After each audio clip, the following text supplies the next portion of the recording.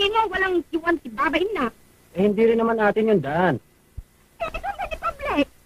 On by the public. Pero ginawa natin restruct yung Dan. Ay, dinisunes ko si Telsisuese on the road. Ay, manang biday. Ay, peteyo. Pwede, petime. Wala kang ka-romance-romance. Eh, anong gagawin ko? Sakyan mo sa buhay ko. I'm busy. No time for love. Alam mo, may sinabi siya sa akin eh. Anong sinabi sa'yo? Naku, gustong gusto. Uy, tama ka na nga. Ayaw mo sabihin eh, wag. Hindi naman ako namimilit eh. Sabi niya sa akin, maganda ka raw. Siya nga ba? Ay, gustong gusto ka na. Ay, kumuha ka ng mga tabako dyan. Sige, dali. Yung mga magagandang dahon. Tamad. Pero palagay ko nga eh, pakitang tao lang yung mga kinikilos niya. Maaring yun eh, hold upper yun. Ulas, kung hindi mo nakikilala isang tao, kamanin ka sa bayan ng business.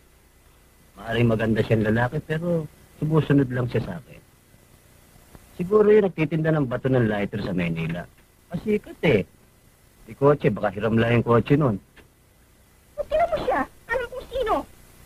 Nakita ko yung pabubugbog ko kay Permin yun eh. Nakita mo. Mukhang aswang naman. Mukhang aswang kita ang betar upang magsaramin ka pa ah. Ay, kasla ka nga. Kawa si aswang. Ano siya?